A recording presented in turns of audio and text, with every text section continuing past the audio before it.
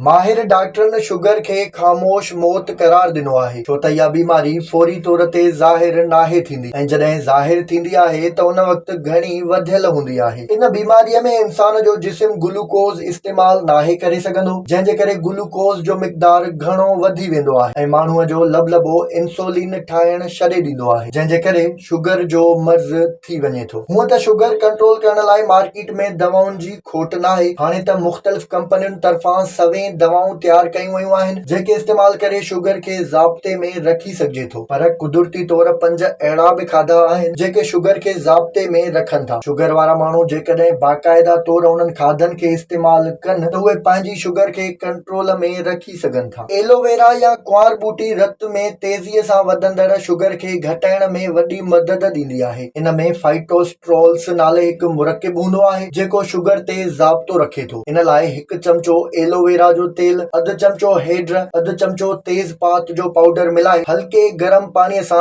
खाइण घुर्जे। शुरूआती तौर इहा फकी ॾींहं में 2 भेरा खाइण घुर्जे। अॻिते हली ॾींहं में 1 भेरो खाइजे त बहितर रहंदो। दालचीनी लबलबे में इंसुलिन जो मिक़दार वधाईंदी आहे। उन में बायो एक्टिव शयूं मौजूद हूंदियूं आहिनि जेके इन मर्ज़ ते ज़ाब्तो रखण में वॾी मदद ॾियनि थियूं। ख़ाली पेट 1 चमचो दालचीनी जो पाउडर हल्के गरम पाणीअ सां इस्तेमाल कजे त मेटाबॉलिज्म तेज़ थी वेंदो आहे ऐं शुगर बि घटिजी नॉर्मल थी वञे थी। हुरबे जो इस्तेमाल भी शुगर जे इलाज लाइ फ़ाइदेमंद हूंदो आहे। उन में फाइबर जो झझो मिक़दार हुजे थो जेको रत में शुगर जो मिक़दार वधाइण खे रोकींदो आहे। उन जे ताज़नि पननि खे पीसे 1 गिलास हल्के गरम पाणीअ में नेराने इस्तेमाल कजे त वॾो फ़ाइदो मिलंदो। हिक तहक़ीक़ में चयो वियो आहे त टमाटनि में vitamin A, C, potassium, low calories, folic acid, sodium ऐं फोलाद मौजूद हूंदा आहिनि जेके शुगर खे घटाइण में वॾी मदद ॾियनि था। टमाटनि जे जूस में थोरो कारो लूणु ऐं पीठल कारा मिर्च मिलाए नेराने पीअण सां शुगर ते ज़ाब्तो आणे सघिजे थो। ज़ैतूननि में ग्लाइसेमिक इंडेक्स घटि हूंदो आहे। उन्हनि में फाइबर, एंटीऑक्सीडेंट्स,